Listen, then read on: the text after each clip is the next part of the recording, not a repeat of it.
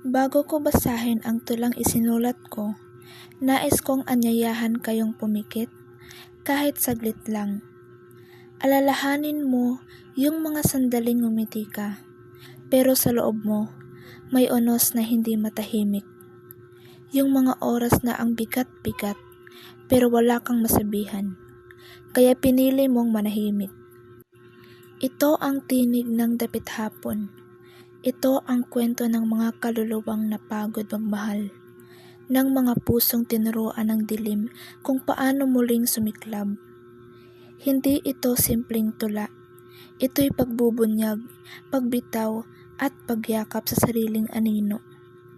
Ako po si Astrid Lee Literature.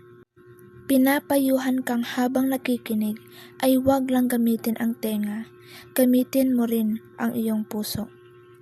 Sa likod ng takip silim. Ako'y dapit hapon. Hindi lang basta magandang tanawin. Ako'y paglubog. Ako'y pagtatapos. Ako ang huling ningning ng araw. Nasa likod pala'y sugat, na sa bawat kulay ay kirot na hindi mo agad mapapansin. Tinanong mo kung ano ang nasa likod ng liwanag ko. Takip silim. Tahimik. Mabigat.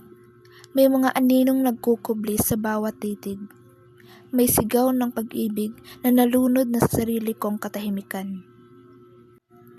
May mga sugat akong walang dugo. Mga sugat ng alaala, ng minsang pag-asa. Ako'y ulap na bumabalot sa sariling araw. Naglalakad habang nangangamba. Hinihiling na sana'y may pumatid sa pag-iisa. At oo, hindi madaling mahalin ang katulad ko. Ako'y araw na dahan-dahang nilalamon ng gabi. Ako yung hinahanap mo lang kapag kailangan mo ng init, pero bihira mong damhin ang lamig na tinatago ko. Pagod na akong magbigay, pagod na akong sumiklab, habang unti-unting nauupos. Hindi ko na lang nais maging ilaw, nais ko ring madama ang silaw, ang pagmamahal na buo. Hindi laging kulang. Kung mananatili ka sa dapit hapon ko, kung pipiliin mong lumakad sa pagitan ng dilim at liwanag, alalahanin mong kahit ako'y mabagal sa pagsuko, sa puso ko, may apoy pa ring bumubulong ng pag-asa. Dahil sa bawat paglubog, may panibagong siklab. Sa bawat luha, may panibagong usbong.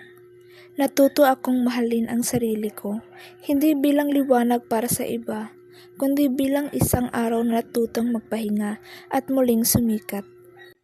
Ako'y dapit hapon, hindi wakas, kundi panimula ng panibagong liwanag.